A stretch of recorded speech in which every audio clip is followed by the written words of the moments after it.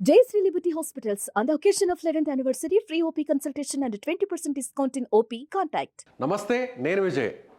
So మరికొన్ని గంటల్లో పాకిస్తాన్ మీద ఇండియా యుద్ధానికి దిగబోతుందనేటువంటి కదలికలు అయితే చాలా స్పష్టంగా కనిపిస్తున్నాయని అనేక వార్తా సంస్థలు చెప్తున్నారు. అలాగే నిఘా వర్గాలు కూడా చెప్తున్నటువంటి విషయాన్ని మనం చూసాం. అయితే ఇప్పుడు నిజంగా ఇండియా పాకిస్తాన్ మధ్య వార్ జరిగితే మన భారతదేశంలో ఏ రాష్ట్రాలకి ఎక్కువగా ప్రభావం ఉండే అవకాశం ఉంది, అలాగే పాకిస్తాన్ ఎంతవరకు తీవ్రంగా నష్టపోయే అవకాశం ఉంది, అదేవిధంగా ఒకవేళ అణుయుద్ధమే జరిగితే ఇండియాలో ఉన్నటువంటి ఏ ప్లేసెస్కి ప్రాబ్లం ఉంది, పాకిస్తాన్లో ఏ ప్లేసెస్ పూర్తిగా ఇబ్బంది పడే అవకాశం ఉంది. దీని గురించి డిస్కస్ చేద్దాం. మనతో పాటున్నారు రిటైర్డ్ ఆర్మీ ఆఫీసర్ కల్నల్ వివి రావు గారు. సార్ నమస్తే. సార్, అందరిలో కూడా ఒకవేళ ఇండియా పాకిస్తాన్ వార్ జరిగితే ఏదైతే బార్డర్లో ఉన్న స్టేట్సే ప్రాబ్లం అవుతాయా, లేదంటే మిగతా ప్రాంతాలు కూడా ఎఫెక్ట్ అయ్యే అవకాశం ఉందని ఒక డౌట్ ఉంటుంది. ఒకసారి మాకు వివరించే ప్రయత్నం చేస్తారు. అలాగే అణుయుద్ధమే జరిగితే ఎక్కువగా ప్రభావం ఉండేటువంటి ప్రాంతాలు ఏంటి? ఎస్, ఇది ఇండియా మ్యాప్. ఇక్కడ మనం చూసినట్లయితే ఈ గ్రీన్ కలర్లో కనిపిస్తుంది చూసారా, ఇది పాకిస్తాను, ఈ మిగిలినటువంటి ప్రాంతం అంతా కూడా ఇండియా. సో గుజరాత్, రాజస్థాన్, పంజాబ్, ఇప్పుడు ఇష్యూ ఉండేటువంటి ప్రాంతం జమ్మూ అండ్ కాశ్మీర్. సో ఏ స్టేట్స్కి ఎక్కువగా ఎఫెక్ట్ ఉండే అవకాశం ఉంది? మొత్తం ఒకటి చూడాలండి, యుద్ధం అంటూ జరిగితే, అంటే ప్రాపర్ డిక్లరేషన్ అయ్యి యుద్ధం అంటూ జరిగితే మొత్తం భారతదేశం ఇన్వాల్వ్ అవుతుంది, దేశం అంతా ఇన్వాల్వ్ అవుతుంది. ఏ ఏరియా కూడా 2.5 వార్ అంటున్నాం, 2 వార్ అన్నది పాకిస్తాన్ చైనా అనుకుంటే ఆ 0.5 వార్ ఇండియాలో అంతర్గతంగా జరుగుతుంది. అది ఏ స్టేట్ అయినా కావచ్చు, ఎక్కడైనా ఏ విధంగా అయినా జరగచ్చు. అది respective state governments law and order issue అవుతుంది, వాళ్ళకి పారామిలిటరీ బలగాలు వాళ్ళకి హెల్ప్ చేయొచ్చు, అలాగే వాళ్ళ ఇంటెలిజెన్స్ గ్యాదరింగ్ ఇవన్నీ చూసుకుంటూ ఉండాలి. అండ్ నేషనల్ ఇన్వెస్టిగేషన్ ఏజెన్సీ చాలా కీలకమైన రోల్ ఉంటుంది ఇందులో. ఇంకా యుద్ధం అంటారా, ప్రస్తుతానికి యుద్ధం డిక్లేర్ అవ్వలేదు. యుద్ధం అన్నది డిక్లరేషన్ అనేది president of India emergency declare చేసి సైన్ చేస్తారు. దానిలో ఒక బ్లూ బుక్ అని ఉంటుంది, అంటే కొన్ని ఎస్ఓపీస్ ఉంటాయి.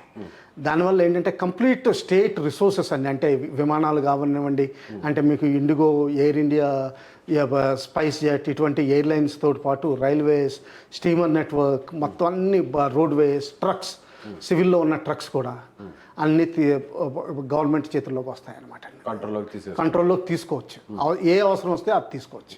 ఇప్పటి వరకు అలాంటి పరిస్థితి ఎప్పుడన్నా వచ్చింది సార్? చాలాసార్లు మొబిలైజ్ అవ్వడం జరిగింది. 2001లో ఒకసారి అయింది. 1999 కార్గిల్ టైంలో కూడా కొంతవరకు చేసాం, కానీ అప్పుడు లిమిటెడ్ వార్ అయింది. లిమిటెడ్ వార్ అంటే వార్ కేవలం కార్గిల్ ఏరియాకి పరిమితం చేసాం, ఈ ప్రాంతానికి ఈ ప్రాంతానికే పరిమితం చేసాం, ఇంకా ఇక్కడ కూడా రాలేదు. ఆ ప్రాంతానికి లిమిటెడ్ వార్ అన్నది చేసాం. సో ఇప్పుడు ఇష్యూ ఇక్కడ నడుస్తుంది, ఇది ఈ ప్రాంతంలో నడుస్తుంది, ఇదంతా కూడా జమ్మూ అండ్ కాశ్మీర్.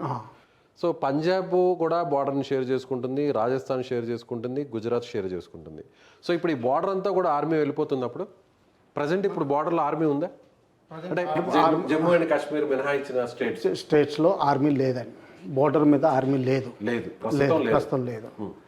అదేమవుతుందంటే మన అసీం మునీర్ గారు స్పీచ్ ప్రకారం ఏంటంటే ఆయన ఏమన్నారంటే కాశ్మీర్ ఇస్ ద జగులర్ వీన్, అంటే వాళ్ళకున్న తల తెగిపోయేంత పరిస్థితి అయ్యే విధంగా కాశ్మీర్ ఇష్యూ ఒకటే ఉందని చెప్పారు. అంటే ఏంటంటే మిగతా స్టేట్స్కి ఆయనకి సంబంధం ఏమీ లేదు, కాశ్మీర్ గురించే మనం ప్రస్తుతం ఆలోచిస్తున్నాం. అలాగే టెర్రరిస్ట్ ఇన్సిడెంట్ జరిగింది కూడా కాశ్మీర్లోనే, దీనికి వర్స్ట్ ఎఫెక్టెడ్ కాశ్మీర్ ప్రజలు కూడాను. అలాగే మన పార్లమెంట్ రిజల్యూషన్ పివి నరసింహరావు గారి టైం నుంచి పిఓకే నాన్ నెగోషియబుల్ అన్నారు. అంటే ఏంటంటే దాని మీద నెగోషియేషన్, అది ఇండియా అదే అని చెప్పారు. అప్పటి నుంచి ఎంతో నీళ్లు పారినాయి, సింధు నదిలో కానీ, గోదావరిలో కానీ, గంగాలో కానీ. ఏదైతే అయిందో ఇప్పుడు ప్రస్తుతానికి ఆర్టికల్ 370 తీసేసిన తర్వాత ఈ మిగతా ఏరియాస్ కూడా మనం వెనక్కి తీసుకుంటామని పార్లమెంట్లో స్పష్టంగా చెప్పడం జరిగింది. దీనితో పాటుగానే అక్కడ కొన్ని ఎమ్మెల్యే వేకెన్సీలు 12 ఎన్నో ఖాళీగా పెట్టడం జరిగింది. మన జమ్మూ కాశ్మీర్ అసెంబ్లీ ఇప్పుడు ఎన్నికైంది చూసారా, అందులో కొన్ని అసెంబ్లీ వేకెన్సీలు ఖాళీగా ఉన్నాయి. ఎందుకోసం? ఎందుకంటే ఆ సీట్లు ఒక పిఓకేలోవి ఎన్నికలు అవ్వలేదు, మనం కండక్ట్ చేయలేకపోతున్నాం ప్రస్తుతానికి. మన భూభాగమే కాబట్టి వాళ్ళ సీట్లు వాళ్ళకి ఉన్నాయి. రేపు ఒకవేళ మనం వెనక్కి తీసుకున్న రోజుని వాళ్ళకి బై ఎలక్షన్స్ పెడతారు, బై ఎలక్షన్స్ పెట్టి వాళ్ళు ఎన్నుకోవడం జరుగుతుంది. ఓకే. వాళ్ళు కాశ్మీర్ అసెంబ్లీలో పార్టిసిపేట్ కూడా చేయడం జరుగుతుంది. అలాగే ఇంకొక చేంజ్ ఒకటి వచ్చింది ఏంటంటే, అంతకుముందు వరకు కాశ్మీర్ నుంచి వింటర్లో జమ్మూ వచ్చేది రాజధాని, ఇప్పుడు అది కూడా మానేసేవాడిని. ఓకే. వింటర్ లో జమ్మూకి వచ్చేది క్యాపిటల్, సమ్మర్ లో శ్రీనగర్కి వెళ్ళిపోయింది. శ్రీనగర్ తర్వాత అక్కడ శాంతి వచ్చింది, టూరిజం విపరీతంగా పెరిగింది. 2.4 మిలియన్ టూరిస్టులు వచ్చినట్టు, 2.4 crore 24 crore అంత టూరిస్టులు వచ్చినట్టు లెక్క. ఎంత 64 lakh పాపులేషన్ కాశ్మీర్లో ఎంత ఇంపాక్ట్ ఉంటుంది చూడండి. అదంతా అయిన తర్వాత అది పాకిస్తాన్కి పడలేదు. అందువల్ల ఈ టెర్రరిస్ట్ అటాక్ చేసి కాశ్మీర్ ఇష్యూ ఇంటర్నల్గా రైజ్ చేస్తున్నారు. ఇంకో విషయం ఏంటంటే అండి, వాళ్ళకి అంతర్గతంగా కూడా చాలా ప్రాబ్లమ్స్ ఉన్నాయి. ఎకానమీ ఫెయిల్ అయిపోతుంది, పొలిటికల్ స్టెబిలిటీ లేదు, మెయిన్ గెలిచిన లీడర్ అపోజిషన్ లీడర్లుగా ఉన్నారు, గెలిచిన క్యాండిడేట్స్ ఇండిపెండెంట్ క్యాండిడేట్స్ కింద సెనేట్లో ఉన్నారు, మైనార్టీ లీడర్ ప్రైమ్ మినిస్టర్ చేస్తున్నారు. బలూచిస్తాన్లో ప్రాబ్లం నడుస్తుంది. బలూచిస్తాన్ అంటే ఈ ఏరియా వస్తుందండి దాదాపు, ఆ ఏరియా నడుస్తుంది. అలాగే ఈ NWFP ఈ ఏరియాలో కూడా ఇక్కడ ప్రాబ్లం నడుస్తుంది. ఆఫ్ఘనిస్తాన్తో బార్డర్ షేర్ అయ్యే ప్లేస్.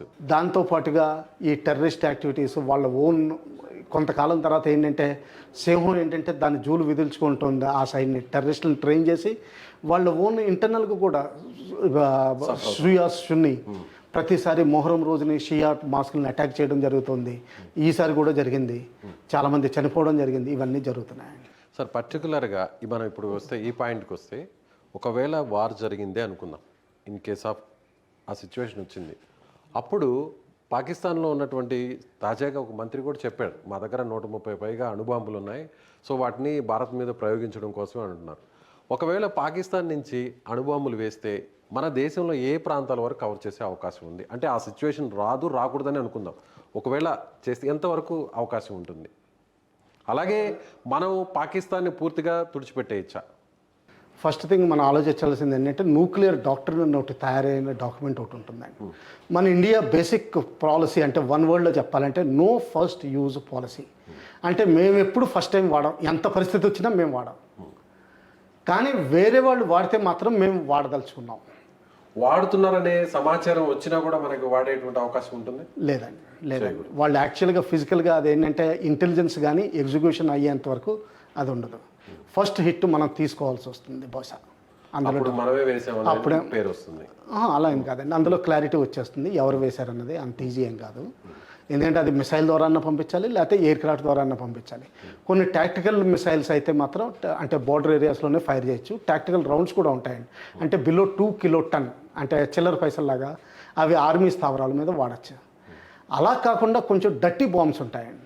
డర్టీ బాంబ్స్ అంటే ఏంటంటే, ఈ శుద్ధి చేసిన యురేనియము, ఇటువంటి జిర్కోనియం, ఇటువంటి మెటీరియల్స్ ఉంటారు చూసారా, రేడియో యాక్టివ్ మెటీరియల్, అవి తీసుకొచ్చి నదుల్లో కలపడం, లేకపోతే ఇటువంటివి చేస్తూ ఉంటారు. దీన్ని డర్టీ బాంబ్స్ అంటారు. అంటే డ్యామేజ్ ఎక్కువ, మనుషుల్ని చంపబోవచ్చు, కానీ రేడియేషన్ వల్ల దానివల్ల తెగుళ్ళు వచ్చేస్తాయి, జెనెటిక్ డిఫెక్ట్స్ వచ్చేస్తాయి ఏరియాలో. దీన్ని ఆ డర్టీ బాంబ్ చేసే అవకాశాలు కూడా ఎక్కువ ఉన్నాయి. డైరెక్ట్గా బాంబ్ని వేయడం కంటే కూడా ఇలా కూడా చేస్తారు, డర్టీ బాంబ్స్ కూడా వేస్తారు. ఇలా కూడా చేయొచ్చు. ఓకే. ఆ ప్రమాదం కూడా ఉంది. ఆ ప్రమాదం కూడా ఉంది. ఎందుకంటే అది నేను చేయలేదని చెప్పేస్తాడు. నాకు అసలు సంబంధం లేదు, మీ వాళ్ళే చేసుకుని ఉంటారు, మీ వాళ్ళే ఇండస్ట్రియల్ రిసోర్స్ వెళ్ళిపోయి కలిసిపోయి ఉంటుంది. ఎందుకంటే హైదరాబాద్లో చాలా ఫ్యాక్టరీలు ఉన్నాయి, అక్కడే యాటమ్ బాంబుకి అదే అటామిక్ ఎనర్జీ రాడ్స్ కూడా తయారు చేసేది ఉంది. బహుశా ఆ రాడ్స్ ఎక్కడో లీక్ అయిపోయి హైదరాబాద్లో కలిసిపోయింది, మన మీదే వేస్తారు. ఇప్పుడు వాళ్ళ దగ్గర ఉన్నటువంటి ఏదైతే వార్ ఎక్విప్మెంట్ చూస్తే మిసైల్స్ కావచ్చు, లేదంటే వాళ్ళ దగ్గర ఉండండి, ఈ మధ్యలో కవర్ చేస్తాను. పాకిస్తాన్ది మాత్రం 4 పాయింట్లు చెప్పారండి ఎప్పుడు న్యూక్లియర్ బాంబు వాడతారు. ఫస్ట్ ఏంటంటే, ఇందస్ వాటర్ ట్రీటీ ఎవరైనా అబ్రిగేట్ చేస్తే అప్పుడు మేము వాడతామని చెప్పారు. ఈ విషయాన్ని ఎప్పుడు చెప్పారు సార్? వాళ్ళ డాక్టర్లో రాసిందండి, ఓపెన్ సోర్స్లో మొత్తం మీడియాలో ఉంది. రెండోది ఏంటంటే, కరాచీ పోర్ట్ని బ్లాక్ చేసి మమ్మల్ని వాణిజ్యం చేయకుండా మా వాణిజ్యం నిర్మూలిస్తే మేము అప్పుడు కూడా వాడచ్చని ఉంది. మూడోది ఏంటంటే, మా దాంట్లోంచి ఏ రాష్ట్రమైనా ఏ ప్రాంతమైనా సరే వేర్పాటువాదంతో వేరే దేశం హెల్ప్ చేయాలని చూస్తే అప్పుడు కూడా మేము వాడతాం ఆ దేశం మీద ఉంది. ఇప్పుడు మనం గమనించాల్సింది ఏంటంటే, 2 నెలల క్రితం జరిగిన ఒక ట్రైన్ అంబుష్ ఇన్సిడెంట్లో పాకిస్తాన్ మన భారత్ హస్తం ఉందని చెప్తోంది. అది మన ఆఫ్ఘనిస్తాన్ ద్వారా చేస్తున్నామని వాళ్ళు చాలా అభియోగం మోపారు. సో ఆ విధంగా ఉంటుంది. ఇంకా నాలుగోది ఏంటంటే దీని థర్డ్ పాయింట్ ఇదే కొంచెం వేరుగా, దేశంలో ఏ ప్రాంతమైనా ఆ ప్రాంతం ఏదన్నది చెప్పలేదు. ఈవెన్ పిఓకే గురించి పిఓకే గురించి కూడా అనుకోవచ్చు, ఎందుకంటే కాశ్మీర్ రాలేదంటున్నారు, డైరెక్ట్ గా చెప్పట్లేదు. కానీ కాశ్మీర్ రాలేదంటున్నారు. కాశ్మీర్ పిఓకే మనం తీసుకుంటే కాశ్మీర్ మొత్తం వెళ్ళిపోయినట్టు లెక్క కదా, అంటే వాళ్ళ ప్రకారం వాళ్ళ భూభాగం వెళ్ళిపోయినట్టే లెక్క కదా.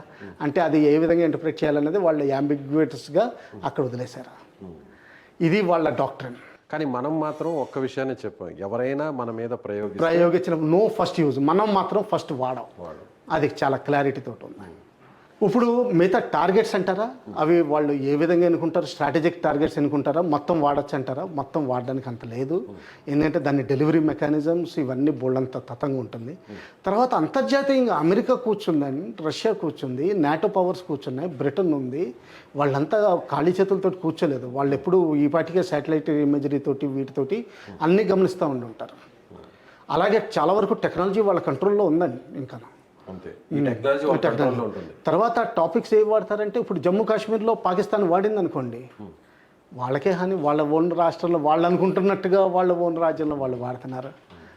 సో అది ఏ విధంగా వాడతారు, ఆర్మీ మీద వాడతారా కేవలం, లేకపోతే సివిలియన్ టార్గెట్స్ కూడా వాడతారా, లేకపోతే నేను నిండా ములిగాను, నేను ఎలాగా చేస్తున్నాను, నిన్ను కూడా చంపేస్తాను అన్నట్టుగా వాడు వాడతాడా, అది కూడా ఒకటి ఉంది. అలాగే వాళ్ళ దగ్గర ఉన్నటువంటి ఆ వెపన్స్ టెక్నాలజీ, ఇప్పుడు ఏదైతే మనం అనుకున్నామో ఈ న్యూక్లియర్ బాంబ్స్ని వేసే టెక్నాలజీ మన ఇండియాలో ఏ ప్రాంతాన్ని కవర్ చేసే అవకాశం ఉంటుంది? అది చెప్పలేమండి, ఎందుకంటే వాళ్ళ దగ్గర ఉన్న కొన్ని మిసైల్స్ ఉన్నాయండి. మీడియం రేంజ్ మిసైల్స్ ఉన్నాయి. మీడియం రేంజ్ మిసైల్స్ అంటే 1500 కిలోమీటర్లు మీరు ఆటోమేటిక్గా ఆలోచించుకోండి. 1500 కిలోమీటర్లు అంటే మధ్యప్రదేశ్ సౌత్ వరకు వచ్చేస్తాయి. ఇంకొన్ని మామూలుగా విమానాల ద్వారా అంటే ఎక్కడికైనా వెళ్ళచ్చు. ఫైటర్ జెట్స్ వాళ్ళ దగ్గర SLBMs మాత్రం, అంటే సబ్మెరీన్ లాంచ్డ్ బ్యాలిస్టిక్ మిసైల్స్ మాత్రం లేవు. ఎందుకంటే వాళ్ళ దగ్గర న్యూక్లియర్ కేపబుల్ సబ్మెరీన్స్ లేవు. ఒకవేళ చైనా ఏమన్నా అద్దెకిస్తుందా అది వేరే సంగతి. ఎందుకంటే కొన్ని రోజుల క్రితం కొన్ని రిపోర్ట్లు వచ్చినాయి, ఒక చైనా సబ్మెరీన్ పాకిస్తాన్ కరాచీ దగ్గర కొన్ని రోజులు హాల్ట్ చేసిందని. అటువంటిది ఏదైనా సైలెంట్గా వచ్చి వాళ్ళు ఏమన్నా అద్దెకిస్తారా, అది వేరే సంగతి. ఈ ప్రస్తుతానికి వాళ్ళ దగ్గర ఉన్నటువంటి టెక్నాలజీ ప్రకారం చూస్తే, సో ఇదైతే ఈ సముద్రం నుంచి అయితే మాత్రం న్యూక్లియర్ బాంబుని వేసే అవకాశం లేదు. తక్కువ ఏదైనా సరే రూల్ అవుట్ చేయలేమండి, తక్కువ. సో ఏదైనా కూడా భూమి మీద నుంచి ఏదన్నా లాంచ్ చేయడమా, లేదంటే ఎయిర్ నుంచి లాంచ్ చేయడం వరకే ఉంది. అలాగే మామూలు సబ్మెరీన్లో కూడా అంతకుముందు 1971 వార్లో చూస్తే 1 నెల రోజుల నుంచి ముందర వచ్చేసి వైజాగ్ హార్బర్ బయట కూర్చుంది, PNS ఘాజీ అని. అటువంటి వాటిలో కూడా మామూలు తక్కువ రకం న్యూక్లియర్ వెపన్ పెట్టచ్చు, అందులో డౌట్ ఏం లేదు. కాకపోతే వాళ్ళ టార్గెట్స్ ఎంతవరకు అచీవ్ చేస్తారు, ఏమి అచీవ్ చేస్తారు. ఇంకోటి గమనించాల్సిన విషయం ఏంటంటే, ఈ పంజాబ్ ఏరియాలో ఉన్న వాటర్స్ అన్నీ ఆఖరు ఇందస్లోనే కలుస్తున్నాయి, సింధు నదిలోనే కలుస్తాయి. సింధు నదిలో కలిసిన తర్వాత వాళ్ళ agriculture complete Sindhu province, complete Punjab province మొత్తం ఎఫెక్ట్ అవుతుంది. సో మనం ఏదైనా చేయాలనుకుంటే కూడా దాన్ని ఈజీగా చేసేయచ్చు. డర్టీ బాంబ్స్ లాంటివి ఏదన్నా అది కూడా ఉందండి. ఈ డర్టీ బాంబ్స్ అన్నది ఏంటంటే, పాత యురేనియం కానీ సగం వాడేసిన డిప్లీటెడ్, ఎందుకంటే అటామిక్ పవర్ అందరి దగ్గర, వాళ్ళ దగ్గర కూడా ఉంది, చైనీస్ సపోర్ట్ తోటి తీసుకొచ్చింది. అందులో వాడిన డిప్లీటెడ్ యురేనియం ఉంటుంది చూసారా, దాన్ని ఒక విధమైన బాంబు కింద, పాయిజన్ కింద, రేడియేషన్ అది వదిలిపెట్టే విధంగా ఎక్కడైనా వదిలిపెట్టచ్చు. దానివల్ల ఏమవుతుందంటే ఆ ఏరియాలో రేడియేషన్ పెరిగిపోతుంది, జెనెటిక్ మ్యూటేషన్స్ వస్తాయి, చాలామంది గాయపడతారు. చెర్నోబిల్ గుర్తుపెట్టుకోండి, చెర్నోబిల్ ఎలాగైందో చిన్న చెర్నోబిల్ చేయాలని చూస్తారు, ఇన్ సింపుల్ వర్డ్స్లో. సో ఇంకొకటి స్ట్రైట్ క్వశ్చన్ సార్, పాకిస్తాన్ని అసలు మ్యాప్లో నుంచి లేకుండా చేసేటువంటి సామర్థ్యం మన దగ్గర ఉందా? సామర్థ్యం మీరు ఎక్కువ తక్కువ ఎందుకు అంచనా వేసుకుంటున్నారండి? మన సామర్థ్యం మొత్తం ఈ రోజున మళ్ళీ తిరిగి ప్రపంచాన్ని తీసుకునే సామర్థ్యం మన దగ్గర ఉంది. అది ఏ విధంగా చేస్తామన్నది వేరు. విశ్వగురువు మనం, విశ్వగురువు అయినప్పుడు మన ప్రపంచమే మన చేతుల్లో ఉంటుంది. సో అది పాకిస్తాన్ అన్నది కేవలం మనం అసలు ఇప్పుడు లెక్క పెట్టని దేశం ఈ రోజుల్లో అవసరం లేదు. మనం already 3rd economy, world's largest economy అయ్యాం.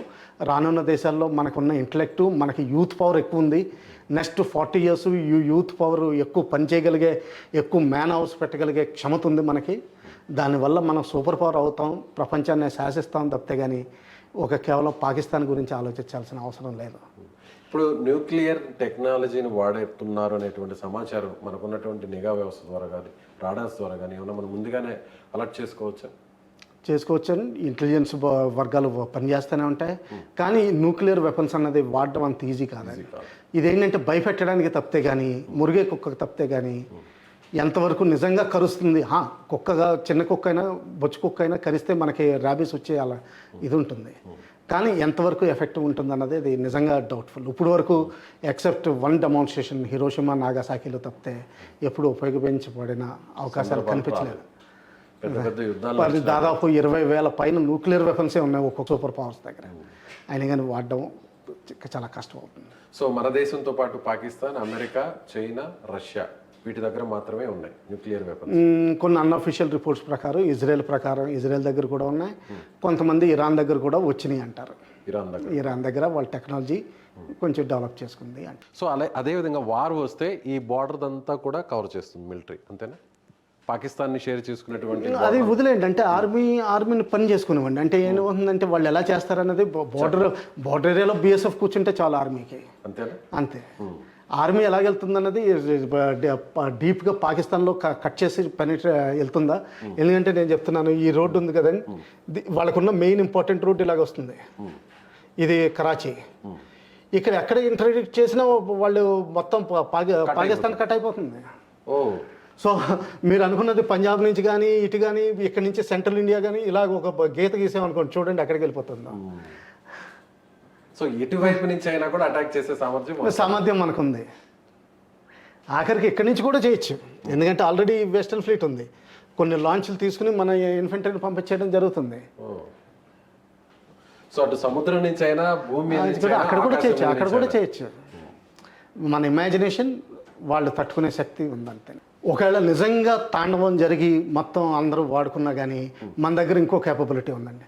Submarine launched ballistic missiles Pakistan దగ్గర కేపబిలిటీ లేదు, మన దగ్గర ఉంది అది. అంటే మొత్తం అంతా ఇదైపోయిన తర్వాత కూడా సముద్రం నుంచి మనం న్యూక్లియర్ వెపన్స్ వాడి మొత్తం పాకిస్తాన్ని నేలమట్టం చేయగలిగే కెపాసిటీ మనకుంది. సముద్రంలోంచే మనం ల్యాండ్ వార్ఫేర్ కూడా చేయాల్సిన అవసరం లేదు. ఒకవేళ అంతా అయిపోయిన తర్వాత కూడా మనకి ఇంకా క్షమత ఉంది. అదే దీన్నే న్యూక్లియర్ ట్రయడ్ అంటారు. అంటే by air, by water, by road, భూమి మీద. సో ఇది చూసారుగా, ఎవరు కూడా భయపడాల్సినటువంటి అవసరం లేదు. పాకిస్తాన్ అణుబాంబుల పేరుతో బెదిరిస్తున్నప్పటికీ అరిచే కుక్క ఎప్పుడు కూడా కరవదు అనేటువంటి సామెత కూడా గుర్తు వస్తుందనేది వివిరావు గారు చెప్తున్నారు. కాబట్టి ఎవరు భయపడాల్సిన అవసరం లేదు. అణుబాంబులు వేసేటువంటి పరిస్థితి అయితే రాదు. ఒకవేళ వేయాలనేటువంటి ఆలోచన పాకిస్తాన్కు వచ్చినా కూడా దాన్ని వెంటనే అడ్డుకునేటువంటి శక్తి సామర్థ్యాలు మన వద్ద ఉన్నాయి. అలాగే పాకిస్తాన్ను ఎటువైపు నుంచి అయినా కూడా, ఆకాశం మీద నుంచి అయినా, లేదంటే భూమిపై నుంచి అయినా, లేదంటే సముద్ర జలాల నుంచి అయినా కూడా పూర్తిగా మ్యాప్లో నుంచి లేకుండా చేసేటువంటి శక్తి సామర్థ్యాలు, అలాగే మిలిటరీ వ్యవస్థ కూడా మన వద్ద ఉన్నాయని ఆయన చెప్తున్నారు. మీరేమనుకుంటున్నారు? మీ అభిప్రాయం ఏంటి? కామెంట్ చేయండి. Thank you so much.